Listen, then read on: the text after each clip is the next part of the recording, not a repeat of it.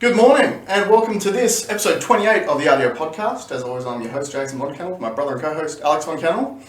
How are you, brother? Yeah, I'm good. You good? I'm actually labouring after a big day. Labouring after a big day. I'm labouring after a big day too. What was your big day? What did your big day entail? I had 2 trucks arriving yesterday to pick up cars to go interstate, and the clients told me that one truck would be there at 7 a.m. So I got to work at 6:30 a.m. Mm-hmm. And then almost 8 o'clock, I say, "Can I have the truck driver's phone number?" I ring the truck driver, and I said, "Hey, where are you?" And he goes, "Oh, I'm in miles away." I said, "Okay, the client told me you'd be here at 7. He goes, "Ha! Did he?" So then the other truck driver was due at 5, and I think something happened on the M1 northbound, because I saw some videos on Facey that it was down to a crawl. So I was here till 7 o'clock last night. Wow, long day. Yeah. Very Didn't long. go out for 3 hours lunch. Did have coffee with another friend. Right. But it's not the point. Yeah. I could have been at long home. Day. Yeah. It's funny, and this sort of will segue into something that I want to bring up just briefly. But so Nate Dog and I are finally well again. So Nate's gone back to daycare for 2 days this week, one Tuesday and also yesterday.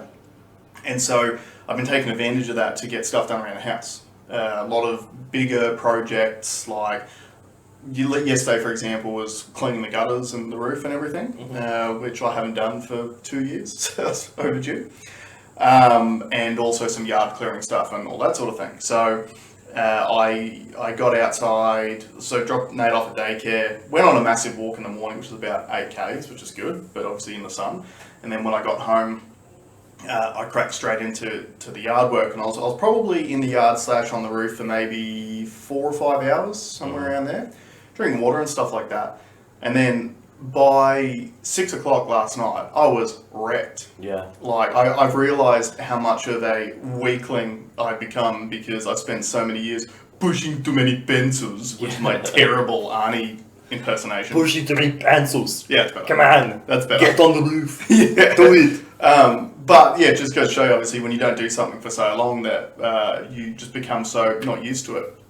And then I think back to when, my job used to be climbing trees and high ropes and stuff every single day, and how fit I was back then to what I've become now. So it's good to actually have the opportunity to get back stuck into that sort of stuff and do that sort of real world exercise, which is nice. But I also think the lesson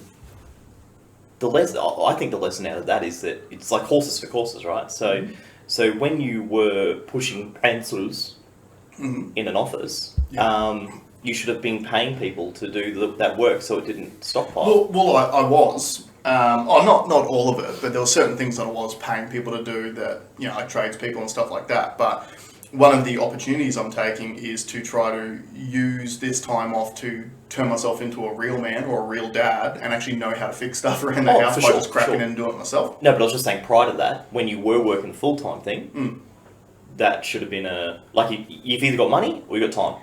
And when you got time, you do it yourself. Yep. When you got money, you get someone else to do it. Well, what I learned from it was the importance of diversifying your activities and being good at a whole range of things. Because in the world that we live in, you've got to be good at a whole range of things to have value. You can't, a lot of people are very, very good at one particular thing, and they, do extremely well, usually economically, from that sort of specialization. Sure. But when you're not at that sort of elite level in anything, it's really good to be able to do a little bit of everything. Oh, for sure. Yeah. For sure. But sort of brings me to, because obviously, weakness was my thought out of yesterday, and I was, I don't want to get too into it, but I've been watching some of the Donald Trump impeachment trial in America at the moment, which I found very interesting in contrast to, I also listened to Elon Musk appearing on the Joe Rogan Experience. I was listening to that yesterday. I listened to both these things yesterday, actually, because you can actually live stream some of the impeachment trial stuff. Yeah. Which I find is a far more effective way of listening to it rather than just listening to the bit that the mainstream news and mainstream media packages up and delivers to you to deliver whatever narrative wants to be delivered from whichever channel it is that you're listening to it on. And what I found so interesting is, and again, not going to get into it pick a side or whatever the case may be, but the overriding feeling I got from the impeachment stuff is just pettiness from both sides. It's just petty. It is so single-minded from both sides. It's just petty. And the fact that that's the focus point for America right now, when, you know, they've still got, obviously, corona cases spiraling out of control and all that sort of stuff, vaccine rollout, all these big picture things, and that's what the senators are focusing their attention on. Super petty. Meanwhile, I'm listening to Elon Musk on Rogan's talking about ensuring the survival of humanity long term by actually creating the infrastructure which will allow us to become a multi-planetary species. He talked about, obviously, is it Starlink here? Starlink, yep. So Starlink, which is going to bring a high-speed internet to rural areas, to the whole world. To the whole world. He did mention that it doesn't do as well in highly populated areas. But you don't need it there. Which you don't need it there because you got 5G and stuff there. Yeah. But things like I had an ex-partner whose father worked down in Antarctica for a while. Yeah. And the reason why some of the stuff's so difficult down there is the internet connection sucks. So if you're trying to send data back to the mainland, for example, it takes forever. Starlink's actually going to be helping to fix that. Well, I want to apply Starlink in my life one day because one of my goals is to be able to, I want to go and live in Italy. And like in one of those historic fortress towns. You would fit right into. Yeah. Got the mocks going. Got the moccasin. You'd be riding a Vespa around, drinking espressos. Yeah. But one of the ways that I make money is on the internet, right? So you need to have internet access, and this will enable you just. And I've been watching the reviews on Starlink. It's extremely impressive. Yeah.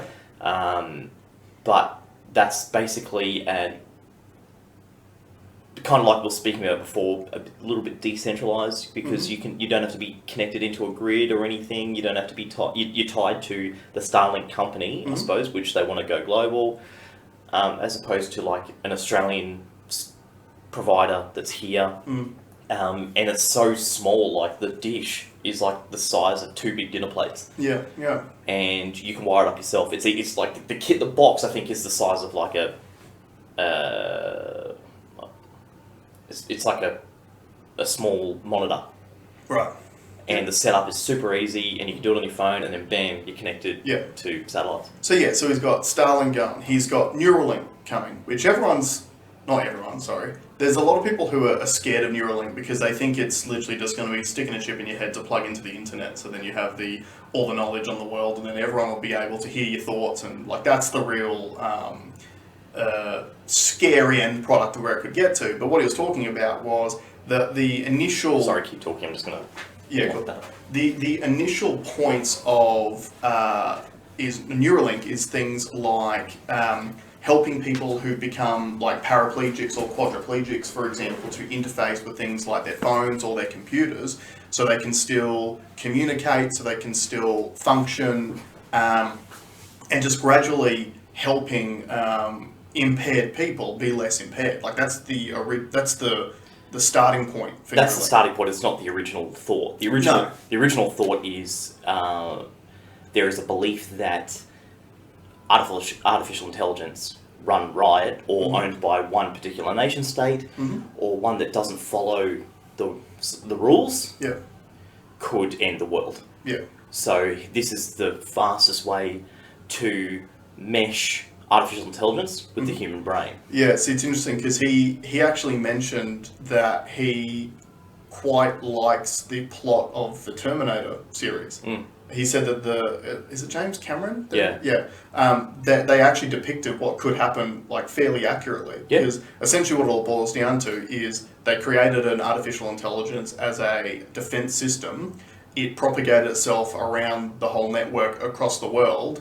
Then they realised what it was doing, so they told it to stop that and therefore destroy part of itself. Then it went, okay, you're trying to give me an order to destroy myself. Humans are the enemies, and hey presto, you've got I think the worst T-1000 skill people. The worst case scenario is if you told you could be doing it for all the right reasons. You could tell an AI, cure cancer.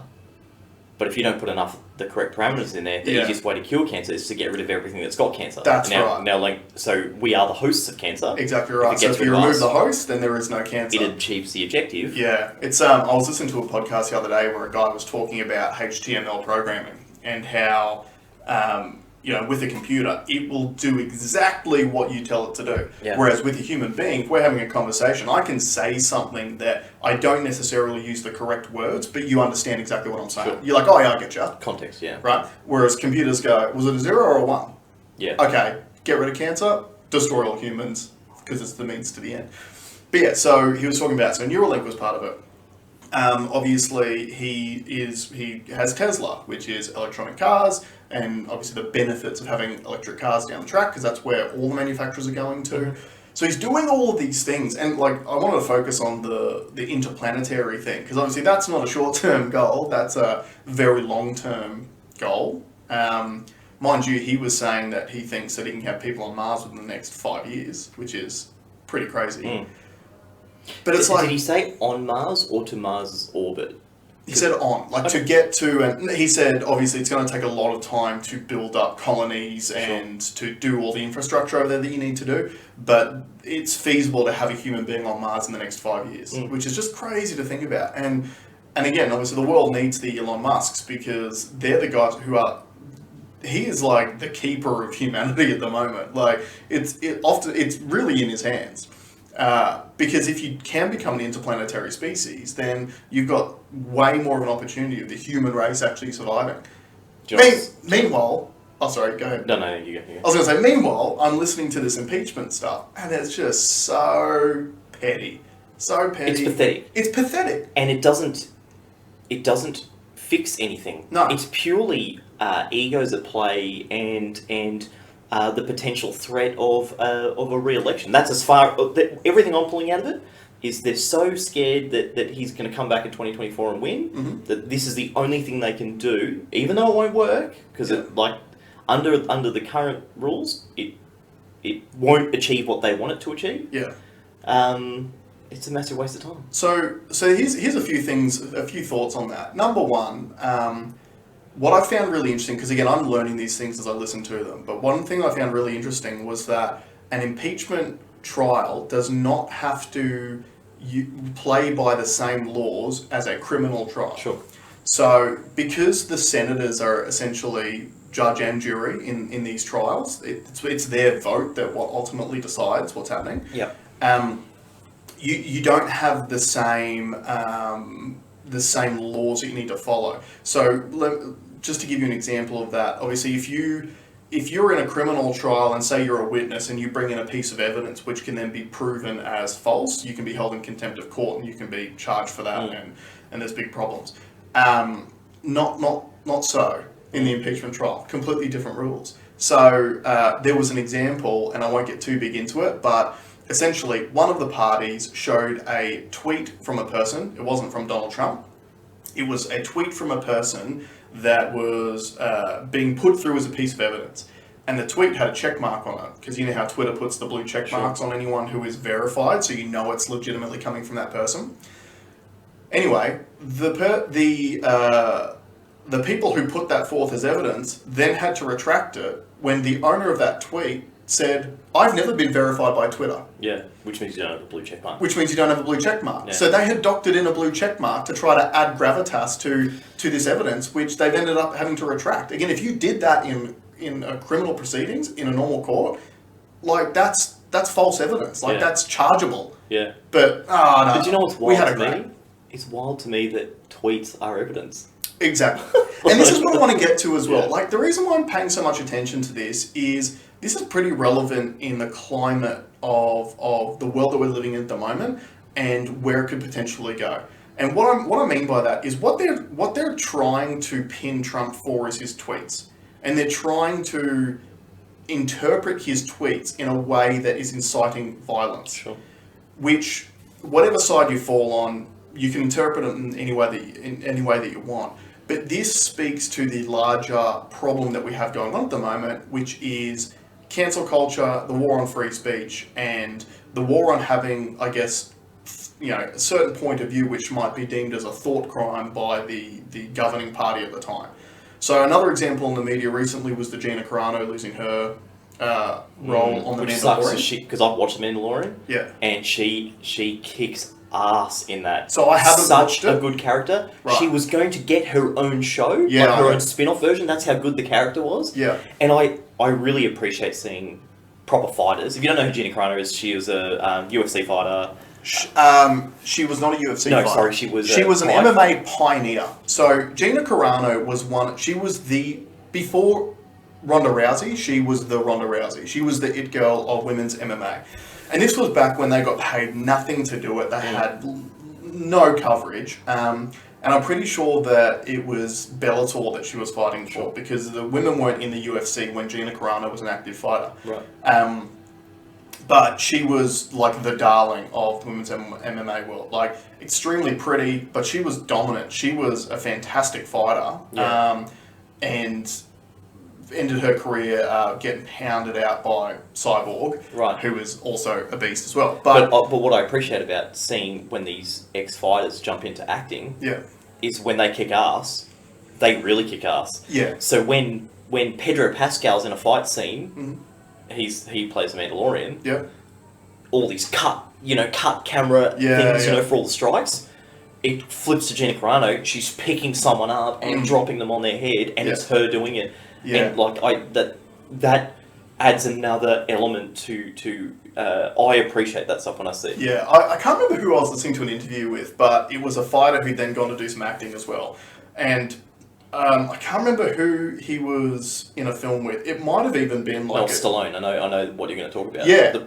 It was when how real fighting doesn't look good on camera. Yeah. Because one of the principles of fighting is you tuck your chin and you keep your hands up, which you guys watching at home, you can't see my face. Yeah. So when they're in a fight scene, they have to be like this, because it's like I'm the hero, so you need to be able to see my face and my expressions. And, hands down by your side. And, exactly right. So you're right. Like, obviously, she brings some legitimacy to whatever it is that she does when it comes to combat scenes in a movie. But so she has lost her job because of some tweets that she had put out, where she was essentially likening being a Republican supporter to the Jews being rounded up at the Holocaust. Now, obviously, Holocaust comparisons are never a good thing. Well, it wasn't that, though. Well, what she was really trying to say was that before the Nazi Germany could round up all the Jews, they had created an environment where all the German neighbours hated the Jews first. You'd rat out on your neighbour. That's right. You'd rat your neighbour out, and that's why they were able to do what they were able to do. And I'm seeing she's obviously seeing that something similar is happening now, where essentially, and again, this is mainly an American thing, but, a lot of the world takes after America and sees what's happening, and a lot of the stuff that is happening over there is happening over here at the moment too, where having a thought which is against the mainstream, either the government in power or the mainstream media and what they want to be putting out there, it's now becoming a thought crime. So she's lost her job because she was trying to draw a comparison going, essentially what she's trying to say is we should actually be treating our neighbours with respect regardless of whether they've got a different point of view from you. That's what she was trying to get across. But now she's lost her job, and now she's been, blacklisted from Disney, which Disney itself's got a pretty checkered past too, Blackface. Yeah. Really nasty depictions of slavery and but Disney's allowed to change. Lots of ties to Chinese current Chinese Holocaust that's happening. And that's one thing too, which, because I watch a lot of NBA, right? Yeah. And that's something that just drives me mental, is the juxtaposition of morals but economics at the same time. So they don't mesh. Never. They don't mesh. Never. I'm a big LeBron James fan. You are morally sound until someone offers you $1. Yep. 100%. Everything has its price, including your morals. Yep. Massive LeBron James fan. I think he should be in GOAT discussions. Everyone's going to say I'm wrong, but I think he should, just from being, as far as MVPs go. Yeah, okay, Michael Jordan did everything himself, but as far as being the most valuable to a team and an organisation, I think LeBron does a lot more stuff than Michael Jordan did. So he should be part of the discussion anyway. I still think Michael Jordan's a better player. but he should be part of the discussion. Anyway, he was like one of the spokespeople for the Black Lives Matter movement and the things they did in the NBA whilst that was all occurring last year. And I'm all for that. That was fantastic. However, he's got massive deals which he benefits financially from with China. Now, one of the things that was interesting is you could, during that the NBA season last year, you could go on the NBA store and you could get a like Black Lives Matter like slogan written on a jersey. You could actually order a jersey. You couldn't order one that said Free Hong Kong on it because of the NBA's massive economic reliance on China. The Chinese market for the NBA is massive. So you could literally get anything else written on a jersey. Like you could have, anti-white supremacist statements or anti-this person, anti-that person. You could get any of that stuff, but you couldn't get Free Hong Kong. Right. On an NBA singlet. Yeah. Which again just shows, like, unfortunately, if you're trying to be moral, you got to be moral all the time. Because as soon as you sell your morals out for money, I think your point is invalid. Well, I think that so I agree with most of the things that you said, except for I don't think it's political pressure. I don't think political pressure and corporate pressure are at the same level. I think it's all corporate pressure. Because it's all financially driven. So all these things that are happening is purely down to because someone's going to lose some money out of it, or someone's going to gain some money. And I think the point that you originally, what we were speaking about before this, was that you now have a distaste for the United States now from what you had before. Yeah. So the United States that I knew when I was growing up they were the biggest, the baddest, the most powerful. They were a superpower, right? And what I'm seeing is just weakness, complete weakness. And I'm not saying weakness as in they should be going and bombing other countries and stuff like that. That's not what I'm talking about. They definitely shouldn't be doing that because they're not very good at it. No, well, they definitely should be. No one should be doing that. Yeah. Right. So I'm not saying that. What I'm saying when I talk about weakness is the general population, the things that they are focusing their attention on that are, I guess, that they're finding harmful to them, to me, I find super weak. Yeah. And that's a problem, and that's what is concerning about these, like, the amount of stories that you're hearing about people losing their jobs now, particularly in the United States, because of a tweet they made 10 years ago. Like, don't think for a second that if you want that to be part of society and you want people, everyone, like, not everyone, people who are pro that go, oh, people should be accountable for their words. Yeah, okay, cool. Until it happens to you.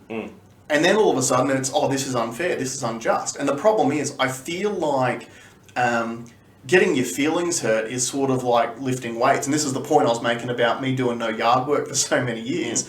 My body is sore as hell from doing one day in the yard because I haven't done it in so long. Sure. So because I've physically lowered the bar of what my body is capable of handling, I'm weaker because of that. Yeah. Now, as a society, what I see from America is they are psychologically lowering the bar of what is harmful to them as far as what hurts their feelings, which is then driving legislation and decisions which completely change people's lives and the landscape. Yeah. Like, and we disagreed on this, but when I was a kid, I was brought up like, sticks and stones may break my bones, but names will never hurt me. And I wasn't a cool kid in primary school. I was a bit of an outcast. It was me and my two mates, and that was really about it. There was a central core of cool kids that would call us every name under the sun, but I didn't really care. Like, it didn't really bother me, right? And I feel like in the pursuit of trying to have a kinder society, we're actually making these, like, things like words or sentiments or just having a different point of view. We're actually making that harmful to us. Yeah. And again, empowering the words. We're empowering the words. That's right. Yeah. And I feel like, unfortunately, and this is what I'm seeing in this impeachment trial, they are using it for a political means because they're trying to rile people up. Like, both sides are trying to do this. They're trying to rile people up to suit their political agenda, which is then telling their people, you need to be really, really upset when someone calls you a bad name. Yeah. Instead of going, someone calls you a name, it's probably because they're insecure, and therefore the problem is their problem, not yours. Keep on rolling with your life. For sure. Like, we need to be teaching resilience, but I feel like we're lowering the bar of what, you know... I've just had... So it's not resilience. I know I said resilience before, so just my stance, I don't like the term sticks and stones, not broken bones, but words never hurt me, because studies have shown now that words can hurt, right?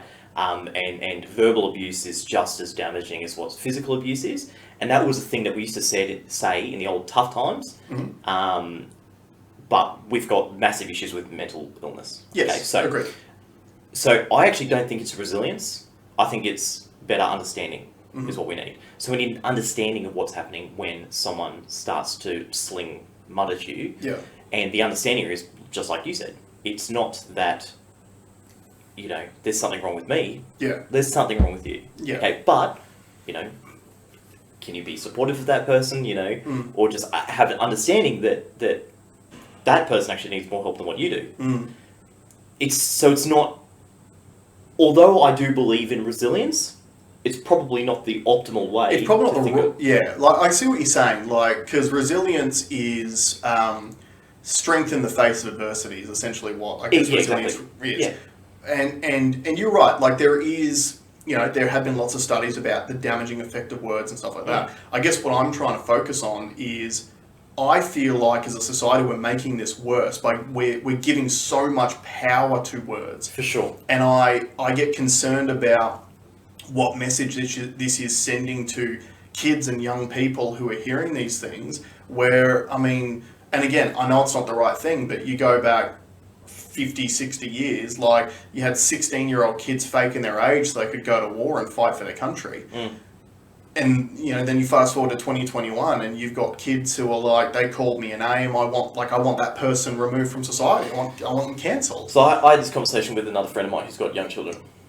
And and his sentiment was very much the same as yours. He's concerned for the future. But I am not.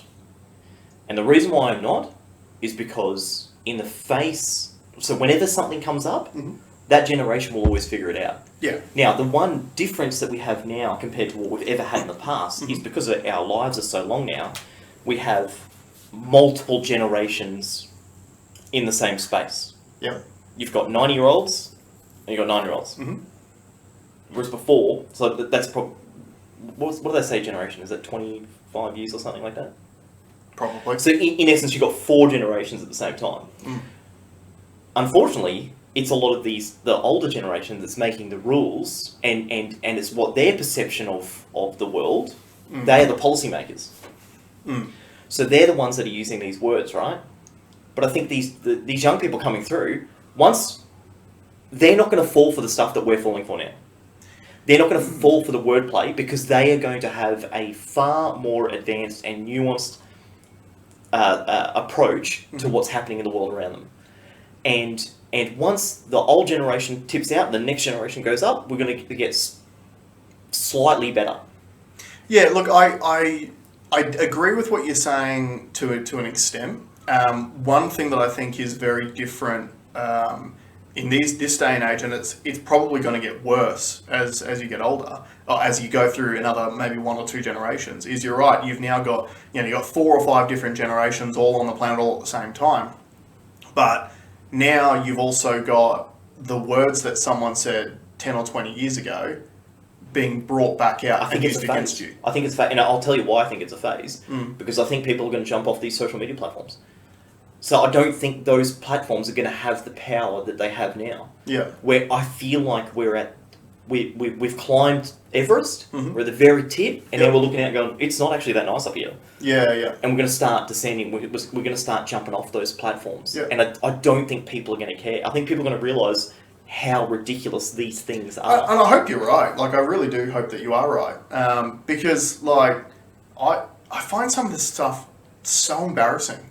Like, as a human, yeah. As a human being. It's funny that you're saying that because, like, yeah, you got Elon Musk that's trying to get us to be interplanetary. Yeah. And then we're, like, worried about, your tweet. Well, no, let me give you an example, right? You got Elon Musk trying to get us to Mars so we can have 2 planets to live on because, by all accounts, we're destroying this one, right? Yeah. He's trying to get us to Mars. This week I read a news story about hospitals which are trying to change the name of breast milk to chest milk so they can use less more gender inclusive language. This stuff's a joke. So when I saw that, you have no idea how much thought I put in to try and find a funny quip. I wanted something that rhymed with chest or breast that was even more ridiculous, and I couldn't think of anything. They nailed it. Well, I said that, we're going to have to change the name of semen to sea woman. No, sea people. Or sea people. Yeah. The thing is, and this is... But that's not very inclusive to non-people entities. Well, exactly right. So it should just be... No, sentity. See everything.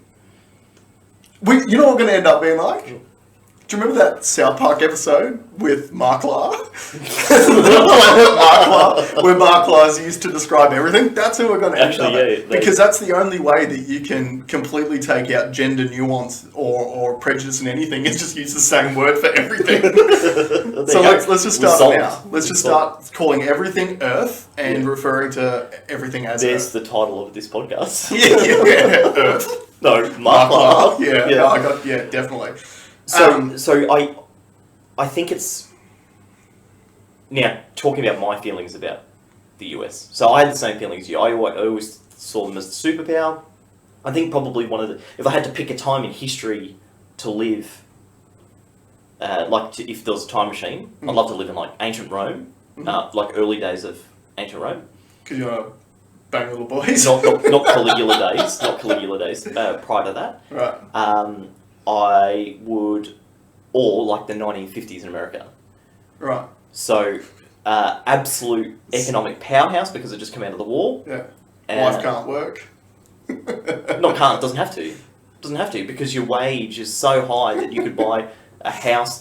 The innovation that they had in those times, the best cars, one of the most prosperous times on Earth, in humanity, would have been in the 1950s. I find it very interesting that you picked two moments in time which you could say were quite toxically masculine.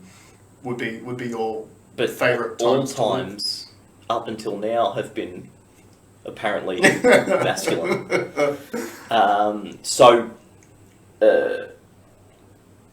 I have sensed. I feel it too. I feel like they've become... I don't want to use the term laughingstock because I know that was a big political thing that they tried to say when they had a TV show personality become their leader. But I have felt where there's space for innovation, you always wanted American cars were cool, American computers were cool, all the tech companies were cool, and now you're well, China's wiping the floor in all those areas. Yeah. And when we do see stuff that's ridiculous, and you see marches in the street, and I suppose they are, to a point, they are divided. It is saddening that they're not the aspirational country anymore. That's now right. I'm very proud. I'm proud of Australia in a lot of ways, but we've got a lot of work to do too. Mm-hmm. But it's hard to... I don't know who you'd model yourself after now. No, and the thing is too, in regards to that point, so you've got this impeachment trial going on at the moment, which is a war over words, essentially. Yeah. When does the mainstream media go on trial for incitement?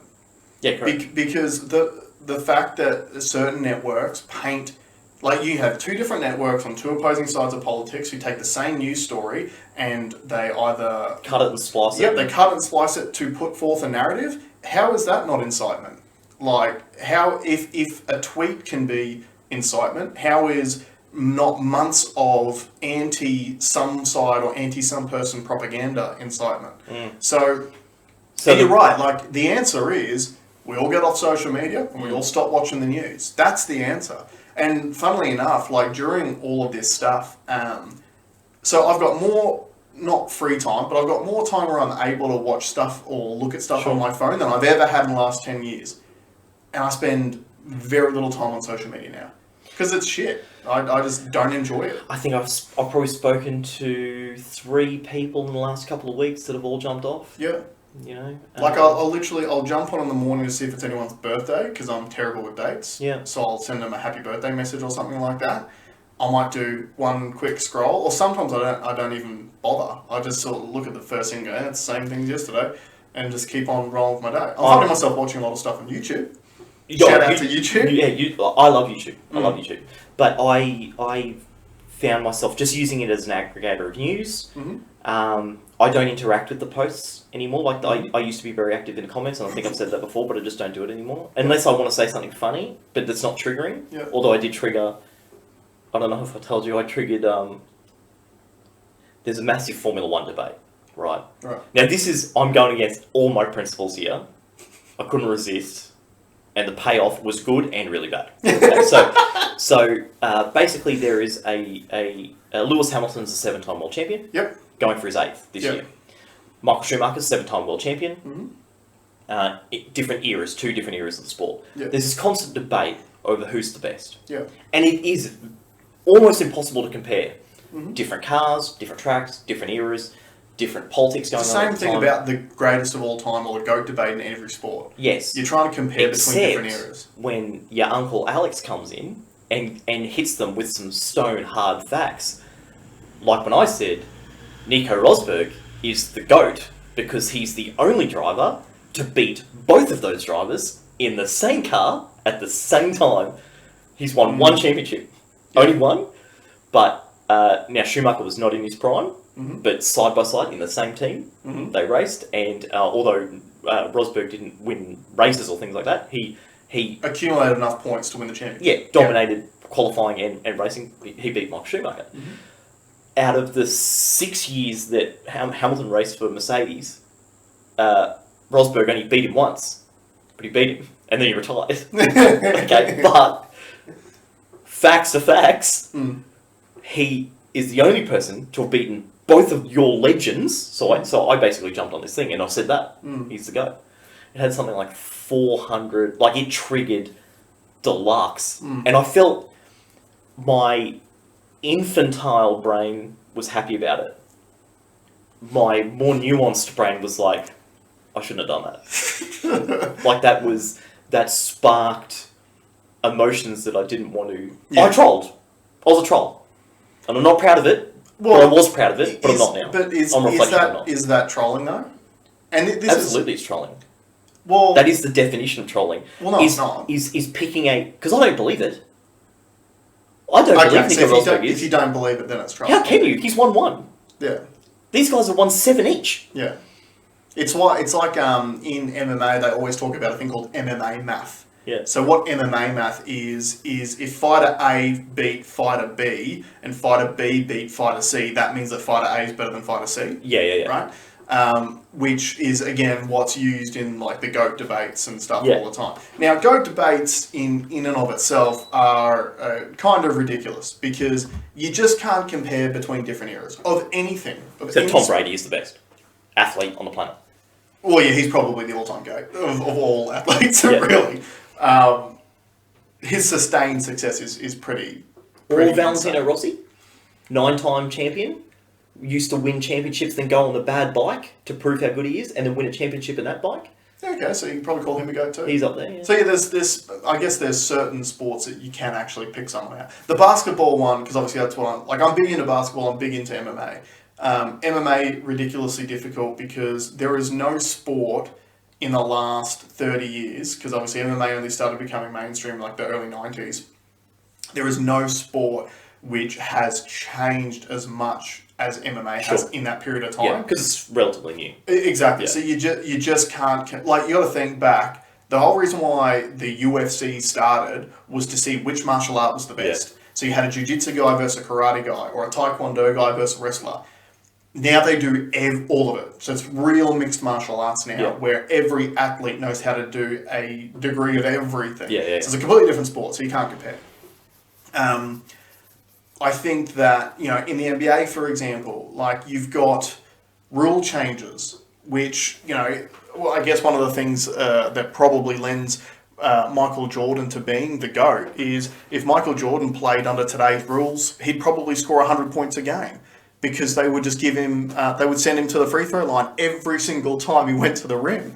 Because you see old footage of Michael Jordan playing, he was getting monstered by 3 and 4 players at a time. But it was back when they played a harder version of basketball. Yeah. Now, like, this is going to, again, show my age a little bit. I get so shitty when I watch, there's 2 players in particular, James Harden and Trae Young, who their entire games are built around, not their entire games, Trae Young's probably more so than James Harden's, but their game is built around drawing fouls out of players. Yeah.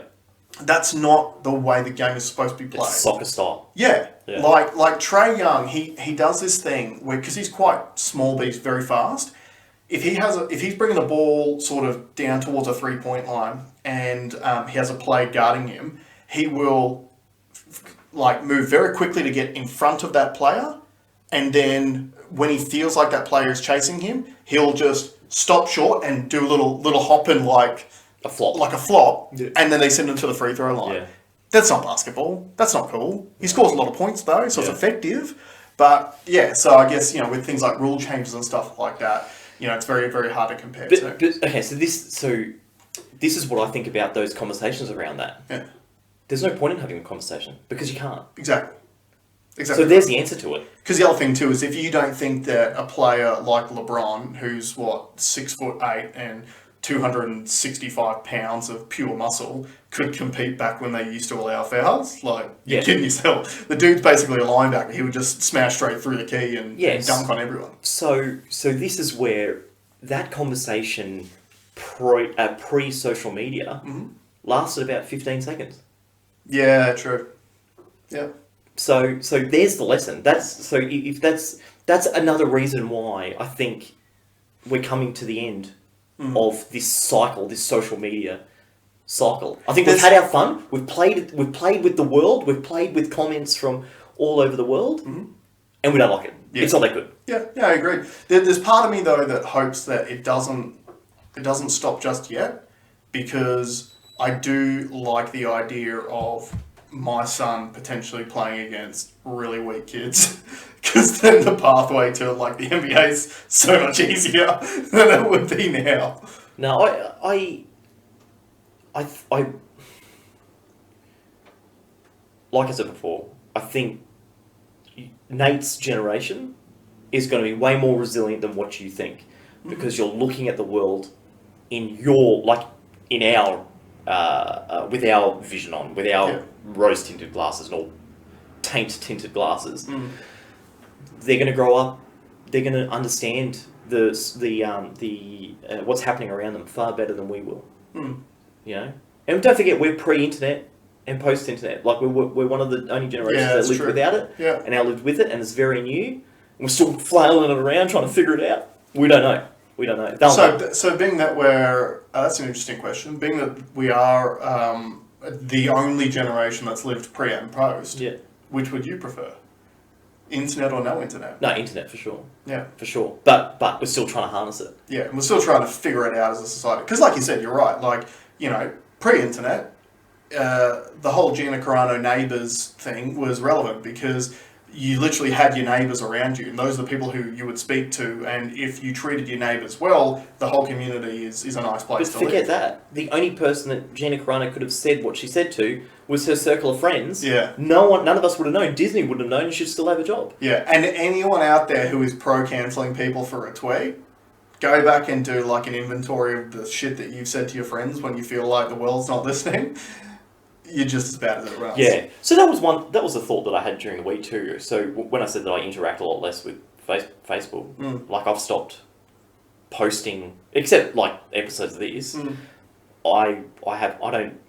It's funny because it says 8 years ago you said this, and I'm like, I just said where I was. Yeah. Who cares? Yeah. Who cares? And some of the stuff that comes up too, it's 10 years ago you said this. I was a completely different person 10 years ago. Yeah, for sure. If you haven't developed in 10 years, then you got a real problem. Yeah. If you look back at that stuff and go, I was right back then, I feel the exact same way now. That's half an issue, right? It means you haven't progressed forward as a person. That's what should be built into Facebook. If you do think that, it should zap you. Yeah, it should say, 10 years ago you said this. Do you agree? Yeah, so there you go. There's a solution. What you could do for mankind, but they won't do it because they'd Mate, rather sell don't give Facebook any more ideas on how they can program people's thinking. They'd rather sell you socks. Rob socks. What I would love to see out of all this is I want to see another episode of Time Canceller from Kyle Dunnigans. I actually commented I went on Kyle Dunnigans' Instagram to watch that video again and comment on it saying, can we please have a time canceller too? Because the idea of the time canceller, it's such a it's the funniest video, you should go and watch it. It's such a ludicrous thing, but it's literally what we're doing now, where we're bringing up tweets that someone did 3, 4, 5 years ago and using it to fire them from their employment. Like, what was the theme of Time Cop? Jean-Claude Van Damme, movie from the early 90s maybe? Yeah. And he could they sent wasn't the opening scene someone in like the wild, like they held someone up in the Wild West and had Uzis because they come from the future. Yeah. So you go back, so they had gone back in time. No. Oh, they were using current technology to go back in time to commit crimes. Yeah. Whereas at the moment, we're using current technology to convict people in the present of for things in the past that weren't a law in the past. Yeah, it's Minority Report. It's like the Minority Report. Only hold on, there's something here. It's like you thought about something when it wasn't wrong. Now we're retrospectively crucifying you for it. It'd be the equivalent of this. If you were a teenager who was fortunate enough to be sexually active before the age of 18, it's like saying, let's say that you lost your virginity at 15 years old. It's like me today at 32 being charged for having sex with a minor because I had sex with a 15-year-old back when I was 15. That's like... Right? What's that? Is that not a similar thing? What's that Mark Normand bit? I'm so lucky that I'm not a pedo. Oh, yeah. Because when I was 15, I liked 15-year-old girls and grape soda. Yeah. Now I'm 30 years old. I still like grape soda. Yeah. Whew, that was close. But yeah, it's like the song at the start of the time cancel thing goes, what was okay yesterday is not okay today. We know. But that's what we're doing. But think about it, literally all this stuff that we're talking about is all constructed around social media. Social media. Yeah, because, I mean, Get rid of it. You got to think, the only way for someone to get time cancelled from the past would be to write something on a cave wall. And by the time someone's discovered it, you're probably dead anyway. No, I just think we haven't got there yet, but we will. Oh, this is anti-buffalo.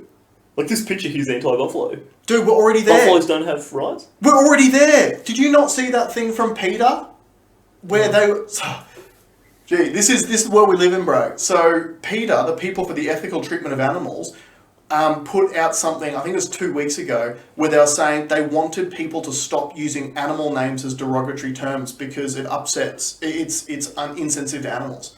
So you don't want to call someone a pig for eating too much food, or you don't want to call someone a sloth for being lazy because it's insensitive to the animals. It hurts their feelings. That's real. That's where we're at. But my question is that only in the English language? So do the animals only understand the English terms for those things? Those derogatory terms? So an Italian pig doesn't understand what's that. It's a pig.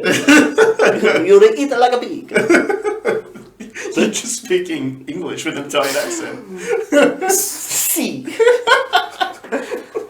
But that's legit. They actually put that out. Now, and that's a comment that I want to make because I identified something about you. What? So because you have got more time, you are getting wrapped in this web. No, not getting wrapped in the web. I'm seeing things which disappoint me in where we're at. Yes, but you're letting it affect you, and that's what you need. That's what we need as a RDO community. Mm-hmm.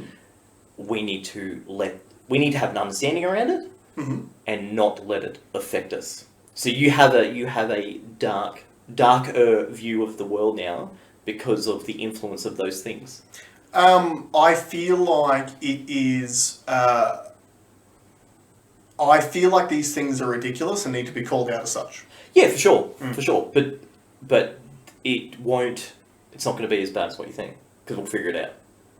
Yeah, but I'm not even worried about the future. I'm worried about the present at the moment. See, I'm not worried because I'm not going to let it I'm worry a dog me. owner. I'm a dog owner. Like, nothing You call your son Nate Dog. Exactly. And Riley doesn't get offended. You don't know that? Yeah, I guess I don't call her Riley Human. Yeah, see, that's... And then Nate would get offended by that. Yeah. Yeah. It's craziness, mate. But there is that element that if you let some of these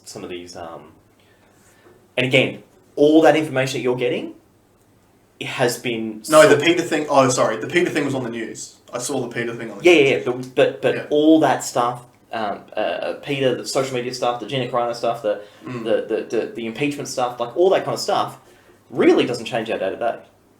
It doesn't do anything to our day to day. Well, no. In a way, it does, and this is why it's concerning. And if you've ever listened to any of Jordan Peterson's stuff, you'll understand why it's a problem. Because if you allow these sorts of thoughts to continue, you will end up having happen like what happened in Canada, where they were legislating compelled speech around gender pronouns.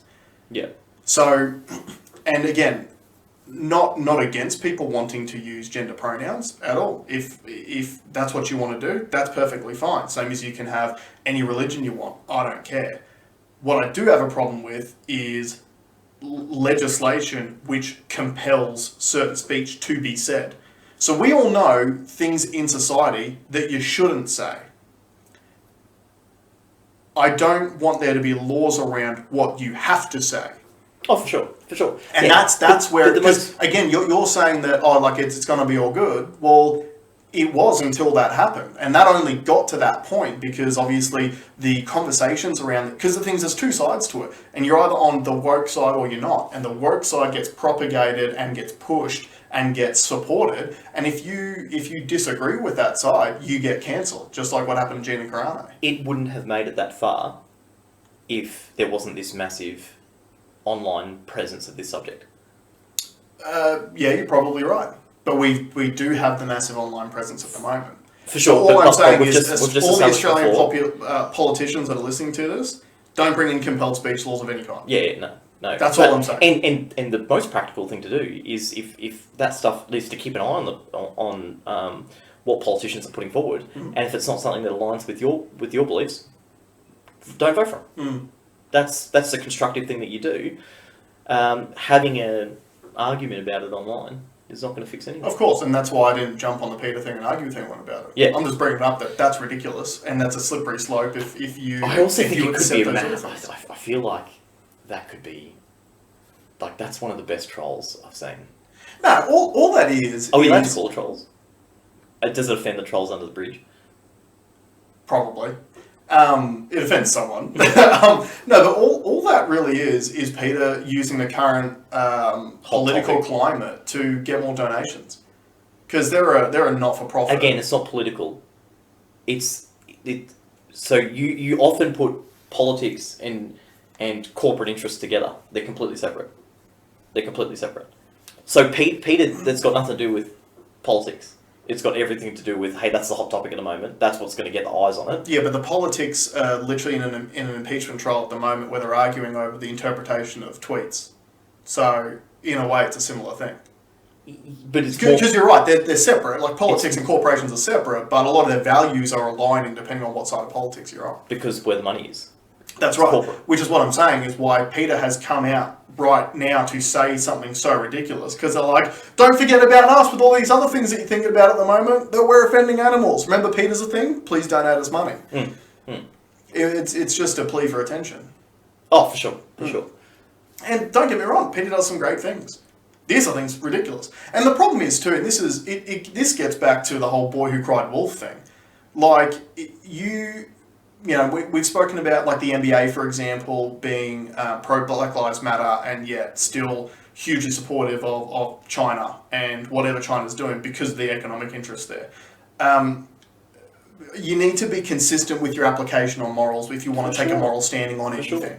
And that's what I'm getting to. So the problem with Peter coming out with something that ridiculous is it dilutes their message, because someone like me goes, it's great that they were against things like factory farming. I don't like factory farming. I don't like having, animals penned in and like as a meat eater. I don't like that at all. One of the things I've done recently is I'm trying to switch to eat more kangaroo because it's a little bit better for the environment and all that. Like I'm trying to make some sort of ethical decision on the meats that I eat. Sure. Right?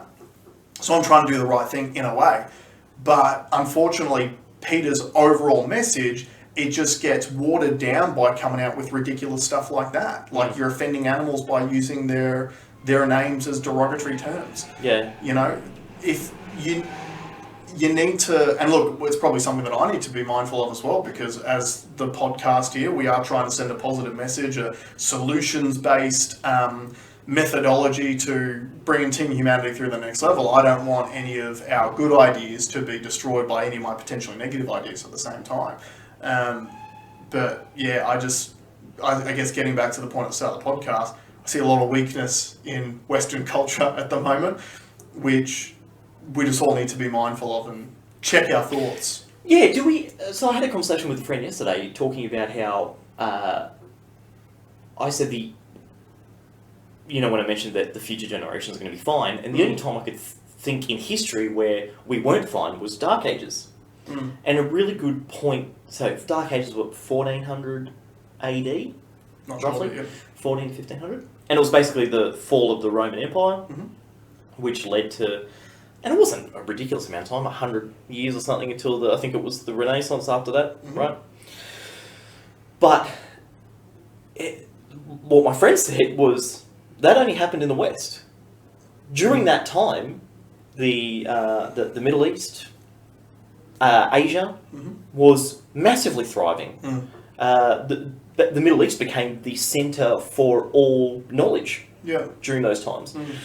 And then I thought that was interesting. Are we going through another cycle where, like, is the Western culture sort of falling away under the steam of our own opulence, our own like these are our choices. This is not a foreign power has not put these on us to make us feel the way that we're feeling. But are we heading for sort of a Western downfall? Look, there's a few parts to that to unpack it. Number one, when I was talking before about how we're lowering the bar of what hurts us, I think that's because we don't have foreign powers that are trying to impose their will on us physically or at the moment, which is why we do though.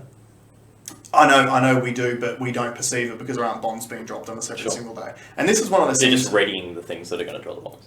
Yeah, exactly. Yeah. But this is one of the things too that, and you know this too, you have like a diverse group of friends, right? And every single time you catch up with your group of friends, the majority of the time they find something to whinge about.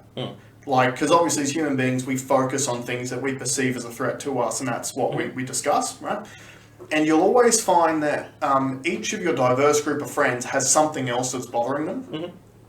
And again, I feel like that weakness that I'm talking about is because we don't have any, I don't want to say real threat happening to us, but it's kind of what I'm getting to. Is like we don't have a war happening right now. We don't have major threats, so we're making minor threats. Exactly right, 100%. Sure. 100%. So it's our perception of those things. Yeah, and because factually we are in the safest, most prosperous time in history. Yeah, that's right. But where the social, a lot of the social discourse is around like the fact that we're not, which is craziness.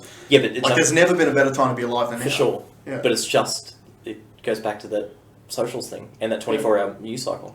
Yeah. They're telling us that we're not, but we are. Life's good. Because negativity sells, right? So for sure. The only way Let's bring back the sex sells.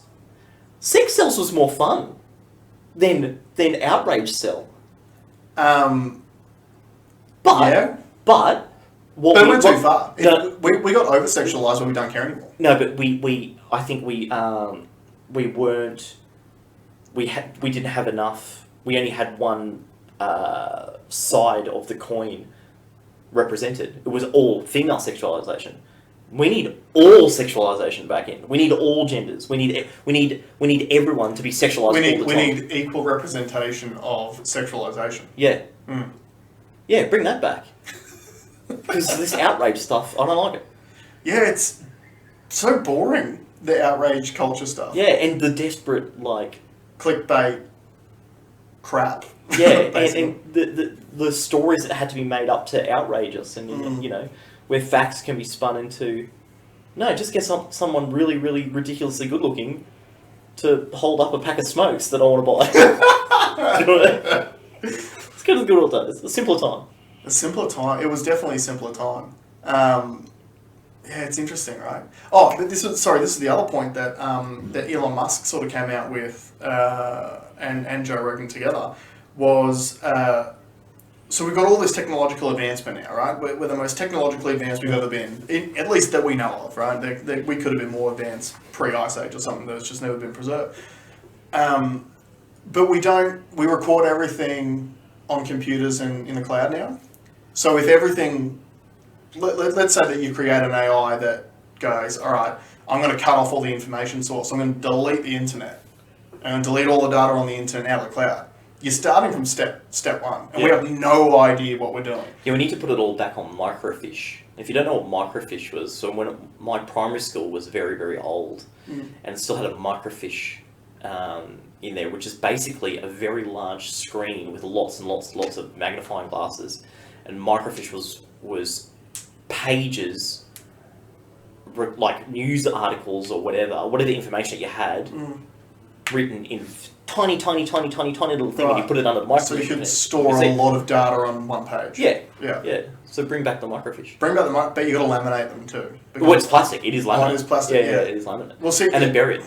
Yeah, I think that's very, very important, because I mean, now we look at you know, you go to Egypt and you have like the pyramids and stuff like that. There's all the hieroglyphs. Yeah. Like that's stored data, which is going to last for millennia. Yeah. We're going to have that now. Yeah. If someone deletes the internet, there's no microfiche. Yeah. If someone alt control deletes end task. Yeah. Okay, now I'm talking about Elon Musk. This is something that I've got a theory. I have a theory about his latest shenanigans on the markets. Right. Okay, so we have spoken about this during the week, but I just want to put it in here now because I want to see if I can predict the future. Okay, so first I'll start by telling our listeners or viewers who may not have seen what Elon's been doing, what he's been up to. So basically, Elon Musk has pumped a particular, two particular cryptocurrencies. The first one being Dogecoin, which is a joke, which is a meme coin that was created years and years ago. It's very, very cheap. It was, 1-2 cents. Okay, and then recently he put on his Twitter handle. He put a Bitcoin sign on his Twitter handle, and then his company Tesla acquired $1.5 billion worth of Bitcoin, which jacked the price up probably $6,000 or $7,000. Yeah, and they also announced that they'll be accepting it as a payment method. Yes. Yeah. So this is why I think that happened. Elon Musk was very pro Wall Street bets, right? The guys at Wall Street bets. Elon Musk is not a massive fan of hedge funds. He's definitely not happy with short sellers. Tesla has had to battle with short sellers throughout its entirety. There's still people that have massive short positions on Tesla stock. So here's my theory. Elon Musk sees what these Wall Street bets guys do with GameStop. That stock went from $4 to say $400. So now it's, you might be able to say, well, a lot of these guys might walk away with a couple $100, in profits. So then he pumps the next one, Dogecoin. Dogecoin's very cheap. So if you've got $200, $300, $400, you could have bought a significant amount of Dogecoin. Meanwhile, it doubles or triples or 10x's or it's probably 5x, right? Yeah. So now how much money have you got? Anyone that went from Dogecoin to potentially Bitcoin got a little bit more. So would it be fair to say that a large portion of the Wall Street bets, little independent investors, would have close to $2,000 now? Potentially, yeah. What's Tesla stock worth? What is it worth? $1,800 US. Right. What happens if that community of Wall Street bets guys buys one Tesla stock each? Yeah, it puts a short squeeze on the shorters. Right? So has Elon empowered the little guy to help squeeze out the short sellers through his Tesla stock, and on the way through, making them a little bit more money. Potentially, yeah. So I think that's... I mean, look, If you've ever listened to Elon Musk speak, he is playing 5D chess. The guy just thinks on a whole nother level. He's playing 5D Go. Yeah. And so, look, I think that could easily be the case. I've thought of a few things about this recently as well. One of which, it's interesting where pretty much every cryptocurrency is up at the moment. And the usual benchmark that it's rated against is the US dollar. So I think one of the reasons why all the cryptocurrencies are up is because they haven't actually moved, but the US dollar has lost so much value in the last 12 months because they printed 24% of their money. Yeah. It'd be more now. Yeah. Because 24% was in, December last year. Yeah, so they've obviously probably printed more since then as well. So I do believe that his $1.5 billion investment in Bitcoin was to hedge against that. For sure. I also feel like he is essentially further hedging against the US dollar because he probably doesn't have the belief in the democratic government to actually deliver economic positive growth. Sure. I mean, he's just moved from a democratic state to a Republican state. Yep. And quite publicly so because of economic reasons. Yep. So I feel like that was potentially part of it as well. But I do like your theory that because you're right, like I've been a lot on Reddit since the GameStop stuff happened. I wasn't on it beforehand, but just to keep tabs on what's happening. And a lot of the cryptocurrency-based investors on Reddit are looking at Elon like the savior. Yeah. Like he's creating the cult of Elon Musk. Now he's not doing it necessarily to help the little guy because he's definitely helping himself. But it helps the little guy along the way as well. But it can help the little guy on the way through. Exactly right. And the maths to me were too close. When I was thinking about it, I was like, the average Robinhood investor was apparently putting in $400. I believe the stimulus check was $600. Yeah, $600. Yeah. So the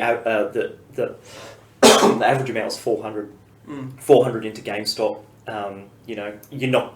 A lot of those guys would have missed the top. Mm-hmm.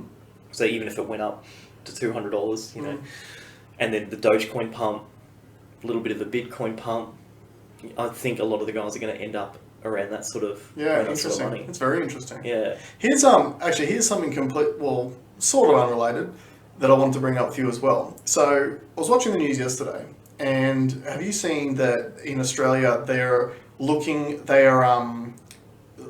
at changing the health star rating on orange juice? No. Did you see this story? No. So, long story short, at the moment, orange juice... So you know how we've got health star ratings on the front of foods? Sure. Right? Milo's got a 4-star, I think. Yeah. So, now, this is an interesting point out of that too. So, with the health star rating, at the moment, I think orange juice has a 4 or a 5-star. Health star rating. Yeah. Now, due to the sugar content, high amount of fruit sugars... a lot of dentists and a lot of health professionals are coming out saying that you need to lower the health star rating on orange juice, and they're looking at lowering it to 2.5 stars, I believe. Mm-hmm. Now, number one, I didn't even realise how health star ratings worked. So I thought that health star ratings were based on all products, and therefore if you had a 5-star, a 5-star on all products meant they were as healthy. But it's categorised. It's categorised, which again, I didn't know that, so I'm assuming there's a lot of people out there who didn't know that either. So your rating is against other similar products. Sure. So for example, orange juice is being rated against other drinks. Purple drink. Yeah. Yeah. Now water gets a 5-star in the health ratings. Now, what's interesting about them potentially lowering it to 2.5 stars is that Diet Coke gets a 3.5 star in the health rating. So we're essentially telling people that Diet Coke is healthier for you than orange juice, which I think is ludicrous. No, but see, okay, so this is a media trap. Now, no, I've got a theory on this too. Okay. So one of the things around COVID that I've been disappointed in is the lack of government and the lack of media getting out there and telling people about things they can actually do to strengthen their immune system naturally. Eating healthier foods, exercising, vitamin D exposure, all those sorts of things, taking vitamins. I find it very interesting that the one product that was having its star rating on the chopping block is high in vitamin C at a time that we're just about to do the vaccine rollout. Well, look, I still It's just so convenient. But what I'll say is I'm putting my tinfoil hat on for this. No, that's a dead set media trap. Yeah. So there are dots to be joined. Mm-hmm. To talk about the Diet Coke thing. There's no way. Well, the category between juices and effervescent drinks must be different. I'm assuming it's different, but they've tied those things together as like a hey, look how ridiculous. We should look into it because I don't think they are different. Or Diet Coke will change after orange juice changes. Well, maybe. That's what a reasonable person would say, but they're not Coke's... telling you that. They say, hey, how ridiculous it is, orange juice is now going to be more... and that's what the media does, like, because it makes you feel that way. But I bet you if we look into it, and you will, let's see what the real story is. Yeah, so we need to see if they are actually rated in the same category together, and we do need to see if there are any other proposed changes that are happening in the categories. But I just found that I found it very interesting that the drink that's high in vitamin C, which may potentially help protect from COVID, and I know that's high in sugar. I don't drink orange juice anyway, unless I actually make it myself and have all the pulp and stuff too. Yeah. I want to chew my orange juice. Yeah, because then you're actually getting like the fiber and a lot of the nutrients out of it. But because I think the Health Star rating, a lot of it is based on things like sugar content. So obviously, orange juice has a higher sugar content than Diet Coke, therefore Diet Coke's healthier. Yeah, but even like the synthetic sugar that's in Diet Coke, aspartame. It gives you the same. What is it? Your body receives it the same way, doesn't it? Yeah. So I just found that particular story very interesting, and it'll be interesting to see what sort of happens. That's the whole purpose of the story. So they can sell you toilet paper. I think so they can sell you vaccines, to be honest. But if you don't, so take the hat off. That's not their plan. Their plan is literally eyes on for marketing money. That's bad revenue. But the thing is that this is a government body that's looking at it. So but it's not a government body reporting on it. No, of course not. But there's no. I mean, the only. Well, actually, no. It was ABC.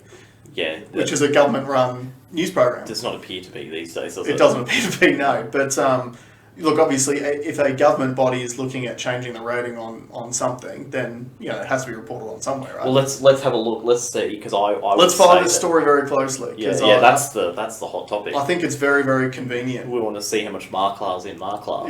Yeah. We want to reduce the amount of Marklar in Marklar. So we can sell more Marklar. Yeah. And on that note, thank you very much for joining us, and we'll see you next RDO.